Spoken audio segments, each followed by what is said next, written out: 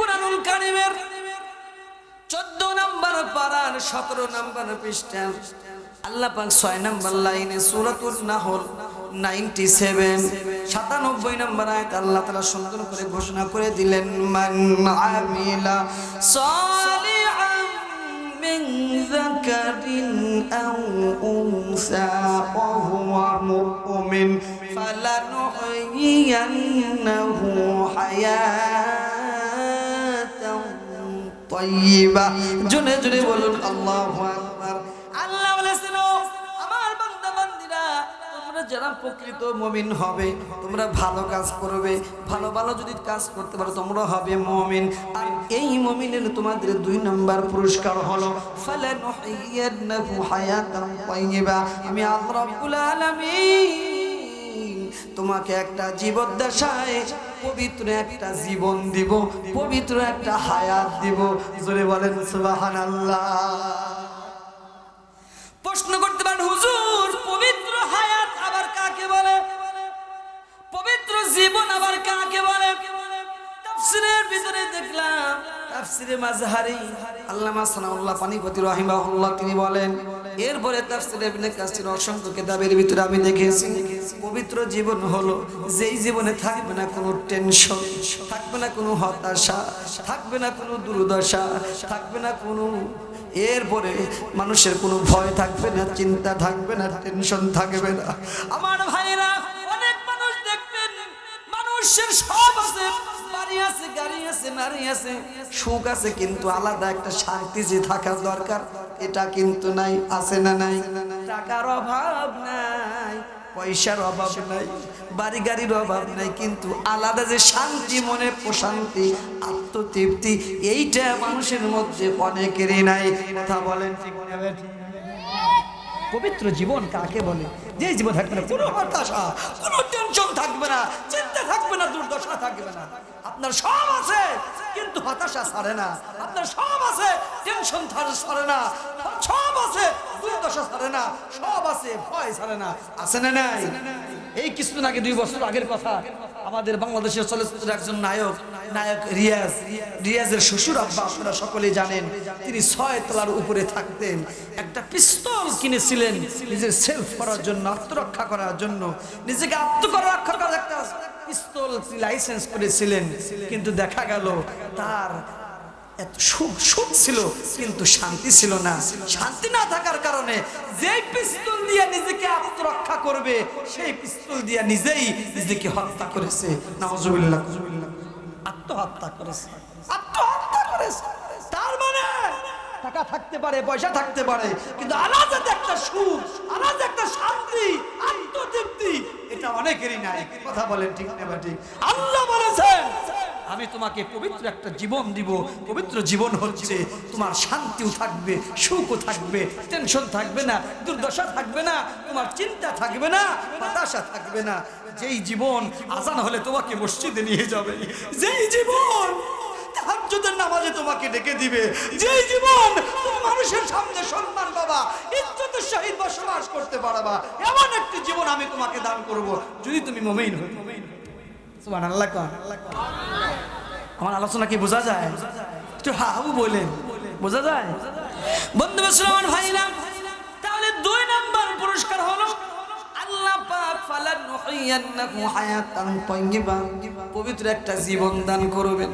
এবার আসুন বেশি লম্বা করব না নাম্বার 3 নাম্বার পুরস্কার আল্লাহ রাব্বুল আলামিন কোরআনুল কারীমের ভিতরে জানিয়ে দিয়েছেন কোথায় এই কোরআনুল কারীমের 16 নাম্বার পারার 11 নাম্বার পৃষ্ঠার প্রথম নাম্বার লাইন আল্লাহ পাক কোরআনুল কারীমের সূরাতুল মারইয়ামের 96 নাম্বার আয়াতে 3 নাম্বার পুরস্কারের ঘোষণা আল্লাহ জানিয়ে দিলেন আল্লাহ বলেছেন ইন্নাল লাযীনা وعملوا الصالحات سيجعل لهم الرحمن ودا জোরে জোরে বলুন আল্লাহু আকবার আল্লাহ পাক বলেছেন ও আমার বান্দা বান্দীরা তোমরা তোমরা যারা ঈমান এনেছো ওয়া আমিলুস সলিহাত এবং ভালো কাজ করেছো আমি আল্লাহ তোমার 3 নাম্বার পুরস্কার দিলাম সায়াজআলু লাহুমুর রহমানু উদ্দা এই পৃথিবীর সমস্ত মানুষ তোমাদেরকে ভালোবাসবে জোরে জোরে বলেন সুবহানাল্লাহ সায়াজআলু লাহুম আমি তোমাদের জন্য সবার অন্তরের ভিতরে মুমিন বান্দাদের জন্য ভালোবাসা বৃদ্ধি করে দিব সুবহানাল্লাহ এখন প্রশ্ন আসতে পারে হুজুর আল্লাহ বলেন মুমিন বান্দাদেরকে ভালোবাসবে মানুষ অথচ এই পৃথিবীতে যারা মুমিন তারা আজকে বেশি করে মার খায়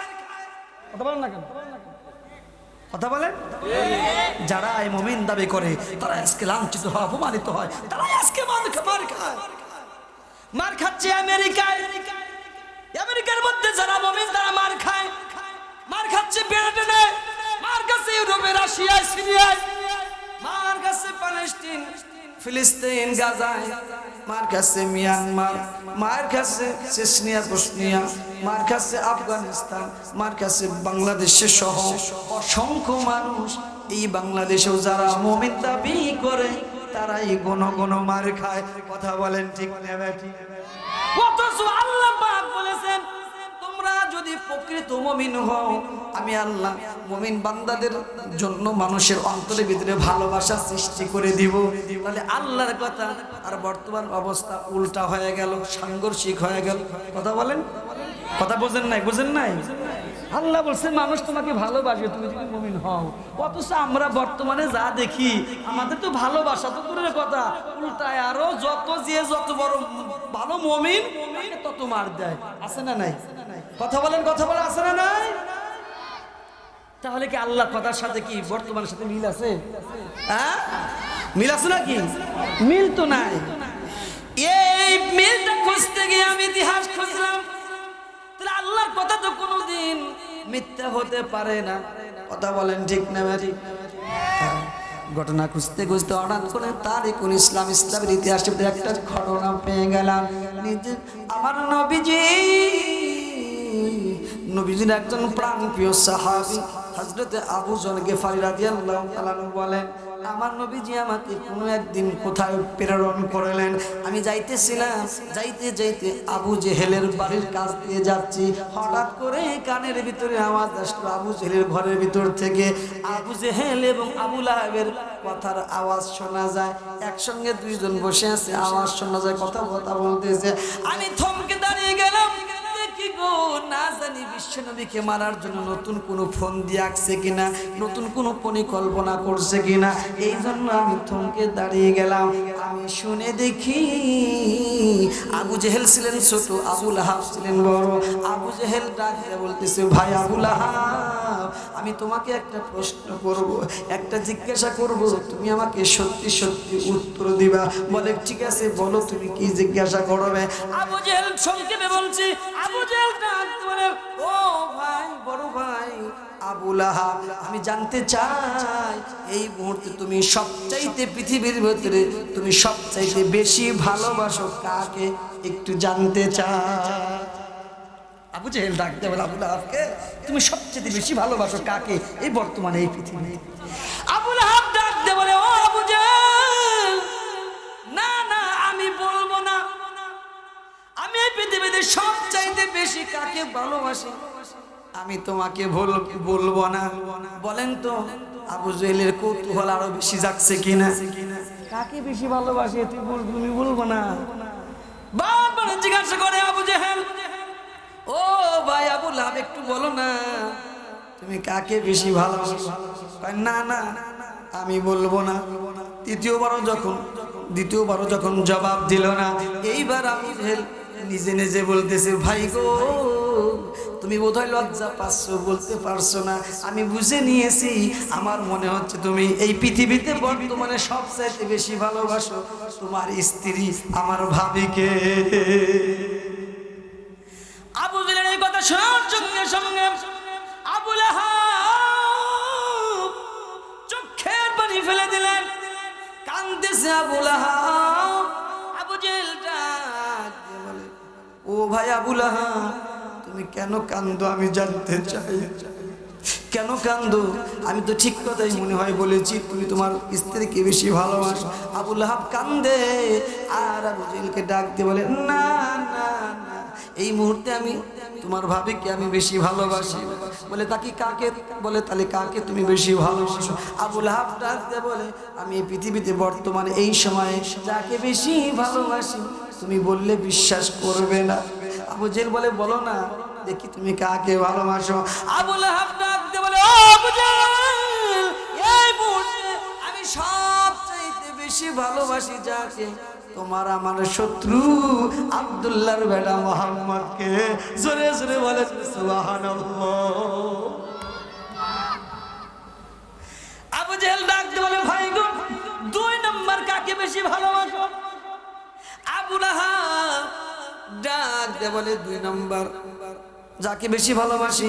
আব্দুল্লাহর বেটা মুহাম্মাদের কালেমা পড়া মুসলমানকে বেশি ভালোবাসি। এইবার আবু জেহেল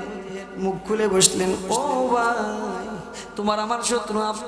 আব্দুল্লাহ বেটা মুহাম্মদ এবং মুহাম্মাদের অনুসারী যারা আছে তারা তো শত্রু, যাদেরকে মারার জন্য সকাল বিকাল ফোন দিয়াকো, সকাল বিকাল পরিকল্পনা করো, অথচ তাদেরকে তুমি বেশি ভালোবাসো। এটার কারণ কি জানতে চাই। ওই দিন আবু লাহাব একটা উত্তর দিয়েছিলেন, একটা অ্যানসার দিয়েছিলেন। এই উত্তরটা, এই অ্যানসারটা আজও বর্তমানে বলবৎ আছে, কার্যকর আছে। সেটা হলো সেদিন আবু জেহেলকে আবু লাহাব ডাকতে বলেছিলেন, ও আবু জেহেল, আব্দুল্লাহর বেটা আর মুহাম্মদকে আর মুহাম্মদ এর অনুসারীদেরকে আমি ভালোবাসি তাদের চরিত্রের কারণে, আর তাদের মারার ফোন দিয়া কি মারি হলো আমার নিজের ক্ষমতা টিকিয়ে রাখার জন্য। সুবহানাল্লাহ। অতএব আজকে সারা পৃথিবীতে America, Britain, placement, Syria, Bangladesh সারা পৃথিবীতে আজকে মুসলমান যে মার খায়, মুসলমান যে খারাপ,